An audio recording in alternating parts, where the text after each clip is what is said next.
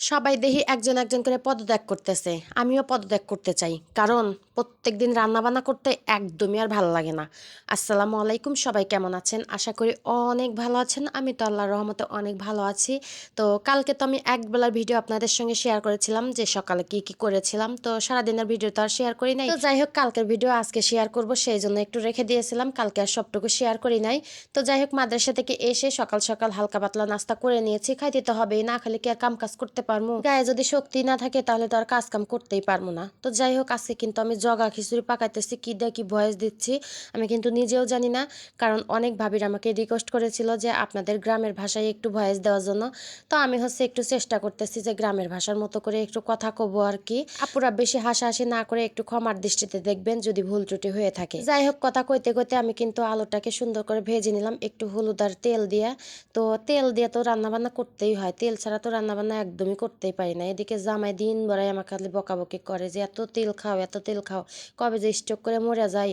তা আমি শুধু চিন্তা ভাবনা করি যে মরলে তো সেই মরবে, আমি তো আর মরবো না, কারণ আমি হলো মহিলা মানুষ। মহিলা মানুষ কিন্তু জীবনেও মরে না। যে জায়গায় শুনবেন দেখবেন ছেলে মানুষই মরে গেছে স্ট্রোক করে, মহিলা মানুষ কিন্তু স্ট্রোক করে জীবনেও মরে না। তো যাই হোক, অনেক চেষ্টা করি যে তরকারিতে একটু তেল কম দিয়ে রান্না করবো, কিন্তু কিছুতেই হয় না। আমি সবসময় ব্যর্থ হয়ে যাই। যতই চেষ্টা করি যে তেলটা কম দেবো, তারপর আবার একটু একটু করে দিতে দিতে বেশি হয়ে যায়। ওই যে মাছ ভাজি করলাম, দেখলাম যে ওই যেটুকু তেল আছে ওর মধ্যে রান্নাটা শেষ করে নেব।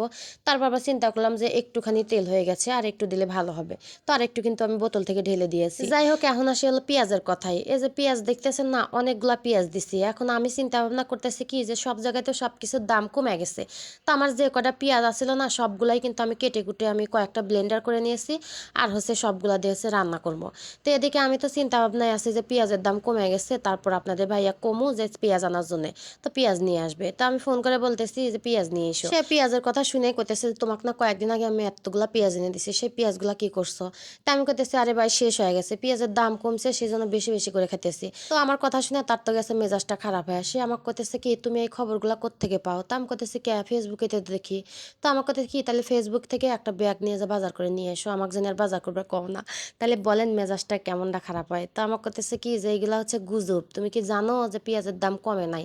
পেঁয়াজওয়ালার কাছে যা বলো গা, পেঁয়াজওয়ালা দেখে নে তোমাকে কি বলে। তারপর আর কি করার, আমি বললাম যে যা হওয়ার তা তো হয়ে গেছে, আমি তো কেটে কুটে রান্না করে নিয়েছি, এখন আবার পেঁয়াজ নিয়ে এসো, অল্প করে খাবো নি। ভাইরে ভাই, বিশ্বাস করেন এই যে ফেসবুকে কাজ করতে এসে না তেল আর পেঁয়াজ খাওয়াটা বেশি হয়ে গেছে, একটু কমাইতে হবে।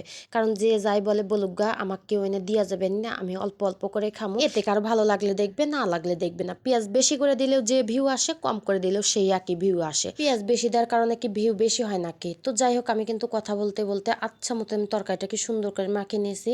আর এখানে আর একটা কথা বলি, আমার আম্মু কয় কি যে যত তরকারি বেশি মাখানো যাবে তত নাকি মজা লাগে। তো যাই হোক, আজকে কিন্তু মেলা দিন পর আমি ছোট মাছ রান্না করতেছি। এই ছোট মাছ কয়টা ছিল একদম ফ্রিজের তলায়, আমি দেখিও নাই। আজকে মাছ বের করতে গিয়ে দেখি যে এই মাছ কয়টা গড়াগড়ি করতেছে ফ্রিজের তলায়। তো ভাবলাম যে এরকম গড়াগড়ির চাইতে তেল মরিচ দিয়ে রান্না করে খেয়ে ফেলে তাই ভালো হবে। মাসের প্রায় অর্ধেক হয়ে গেছে, এখন তো খুঁটে মুটে রান্না করে খেতেই হবে। ওই যে মাসের প্রথমে যে ভালো ভালো মাছ মাংস নিয়ে আসছে না, তো সেইগুলাই খেতে খেতে না আর এগুলার চোখে পড়ে নাই। আর এখন ওইগুলো শেষ হয়ে গেছে, আর এখন ফ্রিজের কোন কোনায় কোনায় কি কি আছে না আছে সেগুলা বের করে করে খেতে হবে। তো যাই হোক, আমার কিন্তু রান্না বান্না সবকিছু কমপ্লিট হয়ে গেছে। এই যে ছোট মাছের তরকারি রান্না করেছি, আর ছেলেদের জন্য একটু মাছ দিয়ে আলু দিয়ে রান্না করেছি। তো যাই হোক, ওই যে ভিডিওর প্রথমে এখন কথা বললাম যে সবাই দেখি পদত্যাগ করতেছে, আমিও গৃহিণী হিসেবে পদত্যাগ করতে চাই। কারণ প্রত্যেক দিন রান্না বান্না করতে আর ভালোই লাগে না।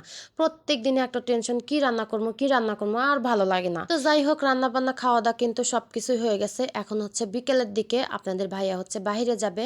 তো বলতেছে যে আমাকে ঘরে কি আছে না আছে সেগুলো একটু কেটে কুটে দাও।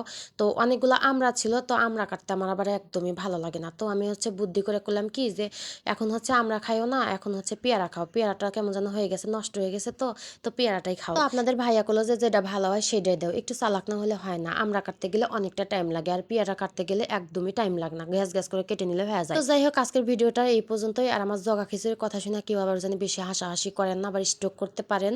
তো সবাই ভালো থাকবেন, সুস্থ থাকবেন। আল্লাহ হাফিজ।